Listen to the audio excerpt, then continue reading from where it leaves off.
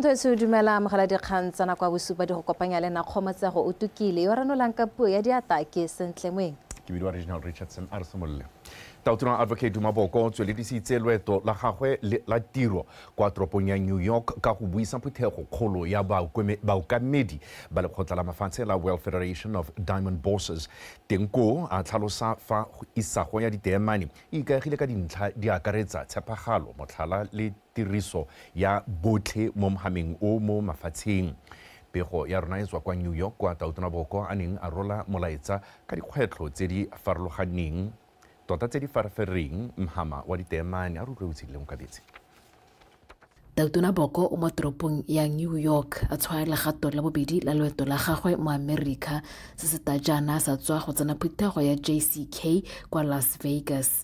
Jaanong kwa phuthegong e ya World Federation of Diamond Bosses, Tautona o na buisa bana le seabe mo mogameng wa ditaemane a ka dikgwetlho tse di lebaneng mmaraka o di akaretsa tumo le kgathego e go letseng pele ya ditaemane tsa maitirelo diphetogo tsa dikeletso tsa bareki.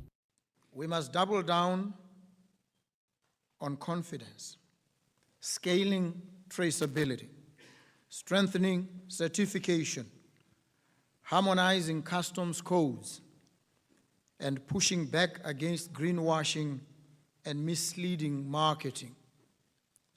Beyond protecting confidence, we must also create demand actively, intentionally, and together. Younger generations are not simply buying luxury, they are buying meaning.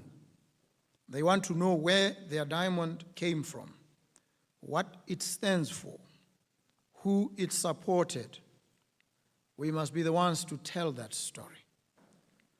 Lefatshe la Botswana le tsweletse ka go thabolla mo go pharologano ka ga le dirisaneng le mebaraka ya mahatshe ka teng go maleba go tsibogela le go heta maitamo a go babalela le go shahatsa mohama o ditaemane tsa tholego ka go nonotsha go dira dilo ka thulaganyo ka boammaruri mo pontsheng le ka maikemisetso. This month, I had the privilege of approving a major leap forward in how Botswana engages with global markets. The establishment of the Botswana Mercantile Exchange, BMX. BMX will serve as a regional hub for structured commodity finance and trade, including natural diamonds. Botswana is stepping forward, not just as a diamond producer, but as a strategic trading partner and ethical origin of choice. With BMX, with bold reforms, and with unwavering commitment to provenance and people, we are building an ecosystem where natural diamonds stand not only for luxury, but for legacy. Lekgotla la World Federation of Diamond Bosses le na le lemoga Tautona Boko ka go moga tota ya moeteledipele wa tlhwatlhwa ya Guardian of the Diamond Industry. Dibui di akaretsa mookamedi wa di-bears di ne tsa gatelela mahoko a ga Tautona Boko a popagano ba eletsa gore madirelo a boele kwa marakanelong le motheong wa ditsamaiso tsa tlhwatlhwa. TEME, T for truth, E for ethics, M for marketing, P for provenance, and T for tariffs. We need unity on all five. As we innovate, expand, and adapt to the rapidly changing world, from traceability and sustainability to technology and ethical sourcing, we must continue to uphold the highest standards of honesty and accountability. We will continue to engage with governments in US, Europe, and Asia to eliminate unfair tariffs. And we will ensure that every agreement, every regulation, our voice will heard. Lefatshe la Botswana le tsweletse ka go totomatsa boleng jwa ditaemane tsa tholego mo mahatsheng le shahatsa maitamo a go dira se ka bokete mo pakeng tse diphetogo mo mmarakeng o. Utshidile Onkabetse, Botswana Television, New York, United States of America. Re sa le ho mahatshe a Botswana le Angola a nnile le seabe se segolo ko phuthegong ya monongwaga ya mining indaba e le nngwe ya tse di eteletseng pele mo mererong ya tsa peeletso le meepo mo kgaolong ya Aforika. Se se buletse mahatshe a humileng ditemane tsa tholego sebaka sa go nonotsha le go heta tomagano ya one.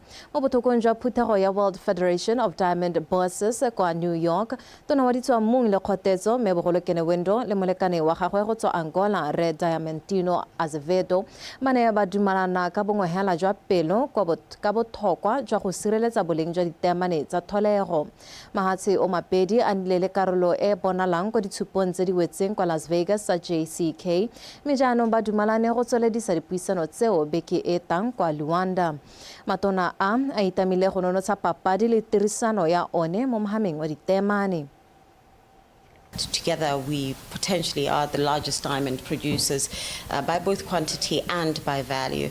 And we discussed the intention that we will meet regularly to give clear leadership and direction on what should be happening in the diamond industry, in marketing, in consumer education, in the various innovations that are needed around the mining industry. It has to be a collaborative effort.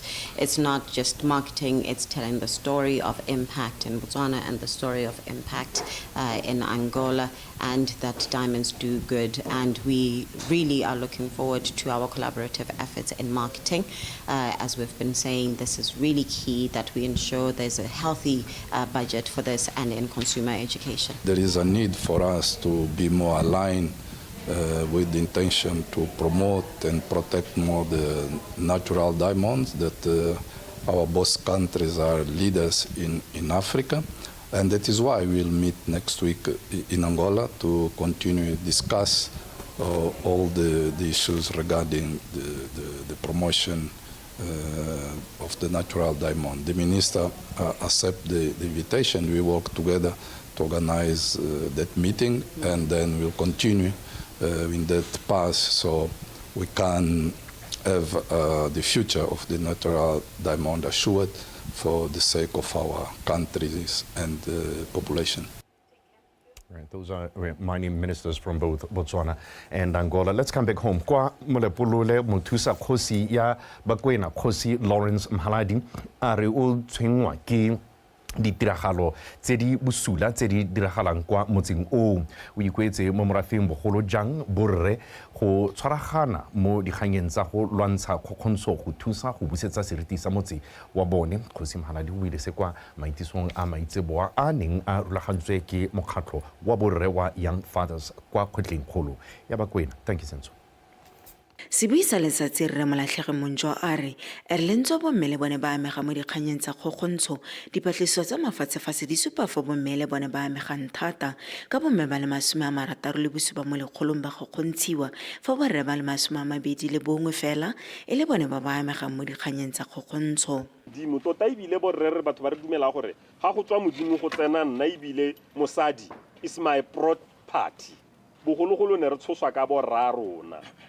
Bomma rona e le bone ba go tenki bone batho ba ba shapa ba ba reetsang ba ba nang le thetso. Re gakolola borre ba eleng ba ba godisang bana Young Fathers.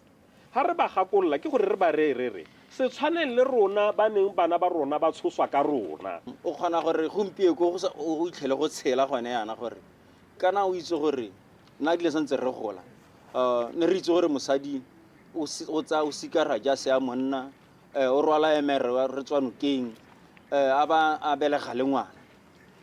O kgona bona go mo santse go tshela kana go tsele ne le kgokgontshwela e ne e hitlhegile e sa le mosege e bile go dumela gore ke gone ga go ratano sentle ha le gore o imetsa motho botshelo a mera re ha go tere motho wa rona o borai a ra re bana ba rona ba ka bereka a ra re ba dikgwebo ba ka tla kwano ka seemo se re mo go sone gompieno go tswa kgakala yane e bile ga go iketle ka re go a kopela. Karabo wa Young Fathers a re o rulagantse bokopana jo go fa borre sebaka sa go nna le lentswe mo go rarabololeng dingwe tsa dikgwetlho tsa bone. Re bohitla thata kana re rata borona gore ha ke ntse yana ke le rre yana ke ibile gore ke itekanetse ke itekane sengwe le sengwe se ke se irang ha ke tlhoke rre o mongwe gore nka go mo tshwara ka satla kana go mo tshwara ka letsogo gore heta o nthuse ha o ka re tema e ya nkinela mme ne ke ipoleletse gore ke tla e kgona ke le nosi mo re go itemogetseng o ka re botlhokatsebe bo borre bo bontsi re ipitla ka tumelo o itlhela moruti ya la pela ga pulpiti a tsa ba ebela e rera ba ro skwa lebele ditiro tse ke di dira ao a gona wa re go nthuta tsamaiso re ngwa inthuta mme gone ka ga gone o sa diriseng to sa tsamaiseng ke itumela tsa re ba rutile ha le gona ga pere go le mosareng ya re tlo go supana ka menwana mme hela go teng go a tshela le fa go ntse jalo go gateletse botlhokwa jwa go aga ngwana wa mosimane le go mo fa lentswe ka jalo borre ba kgothadise go tsenela diphuthego tsa mofuta o go thusa go anamisa melaetsa. Tankisentsho, BTV News, Molepolole. Moitseanape go tswa kwa sekolong sa ithutelo ditiro sa Regent University kwa America, Professor Naza Sevek o gwethile banana go dirisa maranyane ka ga tshwanelong go godisa le go sireletsa puso ya batho ka batho. Professor Sevek o tlhalositse se mo thutopuisanong e neng e rulagantswe ke ofisi ya boemedi jwa lefatshe la Ukraine mono Botswana ka tshwaragano le lekgotla la Botswana Leaders Forum mono Gaborone. Mojadi Mokibela wa pega mo nakong e tiriswa maranyane di goang ko pele go tlhaloswa ha banana ba le bantsi ba dirisa maranyane ke ka mo go le botlhokwa gore go elwe thoko mo go tseneletseng gore a tiriso ya maranyane ga kgopakgopatsane le tsamaiso puso ya batho ka batho go ya ka meitseanape ya dikgang tse Sevek yo neng a buisa banana bao nako itsile gore lefatshe la Botswana le lone le anywe mo go a mangwe te ba le tiriso e e sireletsegileng ya maranyane. I would just urge you to be that voice of change, right? Especially on social media. Social media gives you a lot of tools that were not previously available to people even 50 years ago. 50 years ago, you had to... Ke le rotloetsa gore le nne le lentswe le le utola mo go diriseng maranyane mo go sireletsegileng go botlhokwa gore le bereke mmogo le banana ga mmogo le go dirisa dikitso tse di rileng mo go se. Easy to reach a high level of broad segment of society. But again, this is much more complicated to address shortly.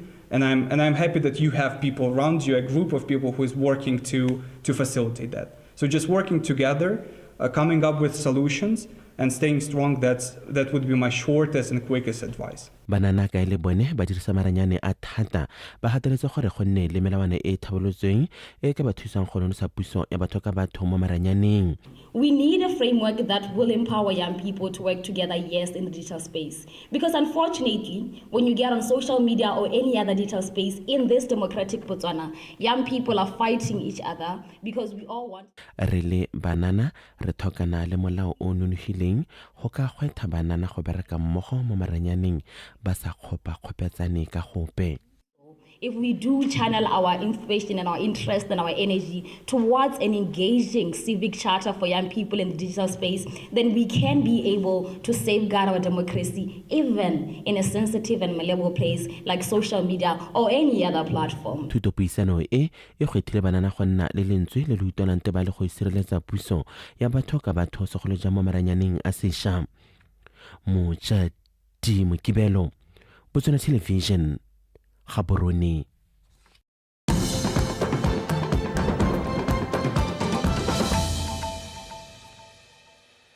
De go le go re bontso nna rona motho itse re tswelela mo go lone kwa lephateng la dikago kwa Totome re go boletswe Mange o tlhaloseditse mothusa tona wa dipalamo le dikago re ke oagile atamelang gore kganya tiego ya go wetswa ga kago ya diofisi tsa sepodisi kwa Maitengwe e tla rarabololwa mo nakong e sa fediseng pelo ka jana ba le mo thulaganyong ya go thapa rakontraka yo mošwa. Tiro e go bolelwa e setse ka 4% go ka wediwa. Puso e ne ya emisa tumelano le rakontraka wa pele morago ga go palelwa ke go fetsa tiro e ka nako. Thero Makgweng. Tiro e simologileng ka megolokwane e bile e lebega e le mothofo ka ngwaga wa 2017 go aga pholisi ya maemo a kwa godimo mo maitengwe e ne ya hetoga sekgopi puso e sa bone boroko ka khamphani e neng e neetswe tiro e ne e palelwa ke go e hetsa le fa e ne e okeletswa nako. Dikago tse tsa sepodisi di ne di tshwanetse go ka bo di simolotswe go dirisiwa ka ngwaga wa 2019 mme nako kgolo ke eno. Seemo se ke sone se mothusa tona a boleletsweng ka sone jaaka a ne a thola ditiro tsa puso mo maitengwe. Le fa go ntse jalo, maano a teng a go wetsa mo nakong e sa fediseng pelo. E rile ka March this year. Ra be re kgona go terminate the contract. Re simotse re mo neela di notice according to how a contract e rana ka teng until re kgagwana le ene ka March this year. So the current status is a project to where we terminate. Ministry will be busy the document that they shall engage a new contract. You can handle the project. Me one during termination in 96%. Bogogi jwa motse bo itumelela gore sengwe sa dirwa ka ba eleditse ditirelo tsa sepodisi go ta go thusa go lwantsha bothokatsebe. Re le banne ba maitengwe tota ha re ke progress ya teng ha re ke di bona thata. Tana go bua di percentage gore go te humpe go ngwe mo go 94 me re sa bone sepera sa gore tota mme go ne e bulwa le tota re setse re emetse gone gore e bulwa le because botsadi a bo gone go itse tota gore ha te tsa mahaka ta hela le gore maikelo ke go assessa go reviewa e bile le gone to come to a point where we reprioritize the project tse dingwe gore re dumela gore they are of great importance di tshwanelwa ke gore re bone gore di a dirwa di a hela. Banni ba motse wa maitengwe le mabapi ba beile tshepo ya bone mo go wediweng ga tiro e ka jana dikago tse e le dithabololo tse ditona tse puso e neng e dirile maiteko go di direla batho ba kgaolo e. Terry Makgoeng, BTV News, Maitengwe. Tona ko ofising ya ga tona e bile le motshwarelela tona wa tsa mahatshe a sele re mo itemohasa a re lehatshe la Botswana le bua ka lentswe le lengwe le le pope le mahatshe a Afrika go lopa phimolo dikeledi mo thaoleleng ya letso le mmala le kgokgontsho e kileng ya bogisa mahatshe mangwe mo nakong e hitileng. Re mohasa ona bua se kwa segopotsong sa letsatsi la Afrika ke o lebogele re dipotsane. Lephata la mahatshe a sele le tshwaragane le ofisi tsa baemedi ba mahatshe a Afrika mo Botswana e ipela le dingwao tse di harologanyeng tsa kgaolo ya Afrika. Bana ba ipelela letsatsi la Africa Day ka mmino, dijo le diaparo le ha letsatsi leo le ne le tshegeditswe kgwedi e hitileng ka motsheganong. Le ha go ntse jalo e re ka ngwaga wa 2025 a tshwailwe ke ba lekgotla la AU go nna wa phimolo dikeledi. Mahatshe a kgaolo ya Afrika a tshwaragane mo go bateng phimolo keledi eo ya dikgang tsa kgokgontsho kgethololo ya letso ka mmala e batho ba kgaolo ya Afrika bana ba itemogela mo dingwageng tsa pele. La go ntse jalo re mohasa a thalasa ga lebogela tshwetso ya AU ya go bopa komite e tatang ka methale ya go tshwaraganya lekgotla la AU le mekgatlho e lwelang phimolo dikeledi eo. This is a reflection of our shared history marked by enduring injustices and the necessity to forge a collective path towards healing and equity. Rooted in the AU Assembly decision. Kgaolo ya Afrika e na le ditso tse di bothoko tsa kgokgontsho le thaolele e ka yona mahatshe a tshwanetseng go lwela tshiamo e tswang kgakala e kgapetse kwa thoko. Kgaolo ya Afrika e tshwanetse go sala morago ditumelano tsotlhe tse di tserweng go kopa mahatshe a gatakileng ditshwanelo tsa setho go dira se se tshwanetseng. The theme aligns with our national values and foreign policy orientation that centers the dignity of every human being, equity in development and respect for international justice mechanisms. Temos de acreditar e renovar a nossa fé num futuro africano, assente na solidariedade, na Arageng Afrika yo na le tebelo pele ebile ana le kagiso. De uma organização continental com bases institucionais. Afrika a kopile go bereka ka nata go agela kokomane ya one. Afrika yo gatetseng pele mo dithabololong. This celebration reminds us of the African unity an ambitious project that brings African people together around a united and strong Africa. Letsatsi la gompieno le re gopotsa ka maitamo a Africa a go tshwaragana le go emisa kgethololo ya batho. Africa Day is celebrated this year under the slogan Justice for Africans and People of African Descent through reparations. As Botswana, we stand firm with you in our support for the ideals of the AU, as well as our commitment Botswana wa matsepame le maitamo a African Union a ga kgaolo e nang le tebelo vision of realizing an integrated, prosperous, and peaceful Africa. Mohasa o tlhalosa lephata la mahatsi a sele le tshwaragane la International Organization for Migration go takala naneo le tla tshwaraganya lehatsi leno le Batswana ba ba nnang kwa nte gore ba nne le lentswe mo dithabololong. Ke o lebogile ra dipotsane Botswana Television ga borone.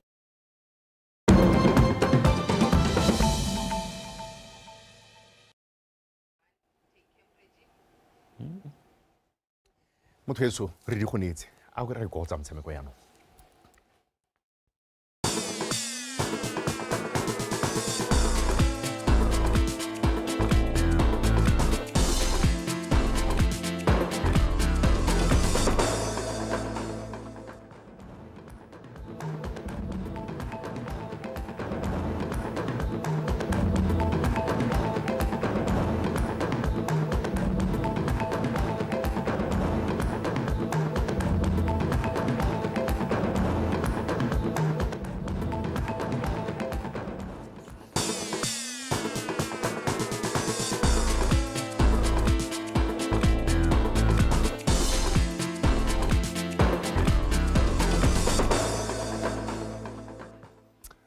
Reginald ga mogole kgometsa go ba sa tswa go nela dikgang tsa rona tsa nako eno mme molotsana o sa tswa go utlwa gore a jalo re sebaka jaanong ke sa dikgang tsa go tsa metshameko ke bitso hela go City ke aga kwa mme dikgang tsa rona re di rulaganyeditse ka tsela e ntseng jaana mo go lekeng go oketsa dipalo tse di butsana tsa batshereganyi ba motshameko wa chess le go tla Botswana Chess Federation le ne le tshwere thutuntsho ya malatsi a mabedi ka mafelo a beke e neng e tsenwe ke batsaya karolo ba le 31 e ne e tshegeditswe kwa University ya Botswana mono ga borono e thutuntsho e simologileng ka matlhatso mme e wetse mo tsatsing la Sontaga ka tlhatlhobo e tlang fa ba dirileng sentle e tla fang tota ba ba dirileng sentle teseletso ya go nna FIDE National Arbiter Tshegofatso Malepa wa abega Thutuntsho e ne remeletse segolobogolo go ruta ka melawana ya motshameko wa chess le gore kgaisano ya motshameko e tsamaisiwa jang mono gae. So o na le baka strategy tementsi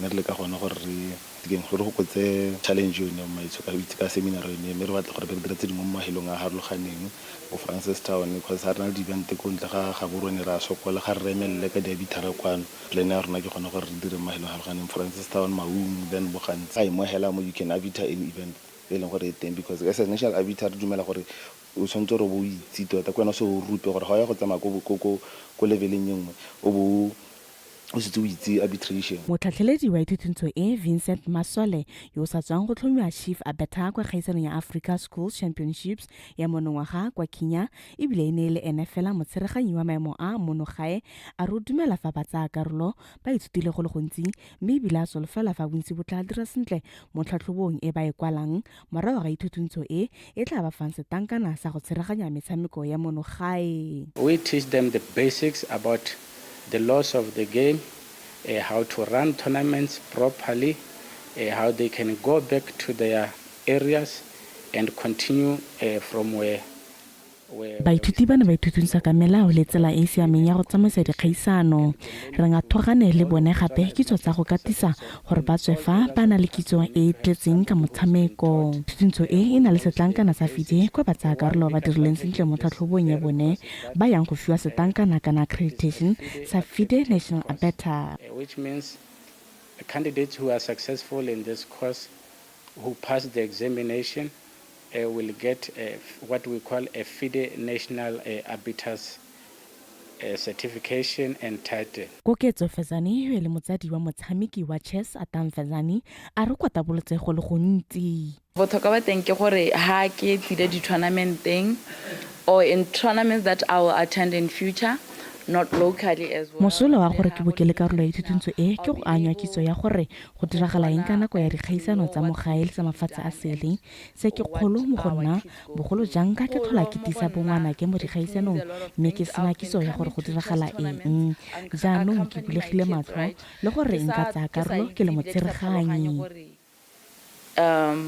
go iragalang in there. Now that I have information, now that I can't be idling in the passages waiting for my kids, I can also take part as an arbiter. Ithutintso e ne tsene ke batsa karolo ba le 31 ba mo nakong eno ba emetse maduo a teseletso ya FIDE National Arbiter go tswa kwa lekgotleng la FIDE le tla rurufatsa maduo a le go ba abela ditlankana. Tsegofatso Malepa, BTV Sport, Gaborone. Mejaro farle ba tsedingwe le khotla la Botswana Football Association le tshwaragane le ba le Botswana Referees Association ba tsageditse ithutintso ya batshwara diphala ba monogae kana Elite Referees Instructor course kwa Lekidi Football Center mo Gaborone. Ithutintso eo ka metsweng ke le khotla le le o ka metseng kgwele ya dinao le hatse ka bophara go gore FIFA e ngokile barutunti ba le 33 ba kgaogantswe ka technical and physical instructors a rutlwe Pakosterek. E re jaaka melao le melawana ya batshwara diphala ba motshameko wa kgwele ya dinao e fetoga gangwe le gape moeteledipele wa lekgotla la Botswana Referees Association Phodiso ra Setsoga a re ba bone go le maleba go tshegetsa ithutintso e le maiteko a go baya mo dinakong barutuntsi ba batshwara diphala ka diphetogo tseo ha se tlase ya bokhutlong maikelo a rona go re re itlhokoletsa setlhase se latelang mme kana go tlhokotsa ga rona thata re lebella mo batshwara phaleng mme batshwara phala ba tshwanetse re bana le ba eleng gore ba tlhokomela ba tlhokotsa ka jalo go botlhokwa gore re sidile ante re tlhokotse ba katisi ba bone instructors ka ha technically le ka physically gore itle ra se tlase simologa e be le bone ba itepatepantse le seelo se FIFA le CAF le COSAFA le BFA di batlang mo botshwara phaleng ra Setsoga o tsweletse a re dithutuntsho di tshwanaletse di boga di bogaufi ka jana ba setse ba hatlhusitse barutuntsi ga mmogo le batshwara diphala ba maemo a kwa godimo le gore ba setse anong ba lemogiwa at regional level ko COSAFA re na le ba ile gore ba setse ba lemogiwa ke at continental level CAF le one FIFA re dumela gore yanong e tloga e ba lemoga e ba ileng gore gompieno a ka re bua yana gona le ba le babedi ba ileng gore ba go COSAFA ke ba VAR gapele ba technically ka botshwara phaleng ra Setsoga a re e tla re mo pakeng e latelanya leke e kgolwane ga mmogo le ya First Division ba tlhotlhe mo go tseneletseng batshwara diphala ba batla tsamaisa metshameko eo go fokotsa dilelo tsa ditlhopha tsa go ngongorega le tsamaiso ya batshwara diphala mo setlheng sena re tlile go tsenya leitlho thata gore o leng gore o mo paneleng ya Premier League o deserve gore a ba le ho o mo paneleng ya First Division o deserve gore a ba le ho ka gore ha re tsena re tswa halona re tla ba kwadisa di-test re ba checka physical level ya bone e be re le medical tota gore re ne le tumelo e tletseng ya gore tota mme motho o ka tshwara match go sena makgwere ape ke dilo tse e leng gore re ikela gore ano mo setlheng sena e be re ka nna very strict mo go tsone go bona gore tota ga re mpampetse re tsaya ba tshwanetseng e tla re kgwedi e tlang e supa go tsena le 11 lekgotla la Botswana Referees Association ba tshegetsa ithutintso ya batshwara diphala ba maemo a kwa godimo kana Elite Referees course Pakosterek BTV Sport Lekidi Football Center Motsana wetso tsa metshameko ya dikgang tsa nako eno di wela ka tsela e ntseng jalo yo mona mo ditshwantshong tsa gago a ranola ka puo ya diatla ke Sentle Moeng re tla ba re kopana gape e roba bobedi na ona le rona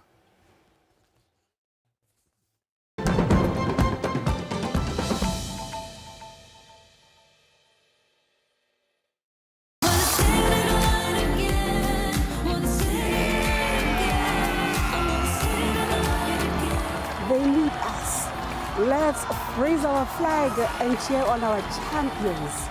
Arvai Re Morocco. Ola the Mez, Ola. a re emeng ka dinao re support-eng bomme ba re ba tsenye mo di-back pageng tsa rona re ba tsenye mo di-programmeng tsa rona. All the best. You know, we've done it before. We've proven that we can be a good side. Let's go out there and show Africa hore we can be an even better side. A re kopaneng re rotloetse setlhopha sa rona sa kgwele ya dinao sa bomme. The Mers, we have seen your resilience.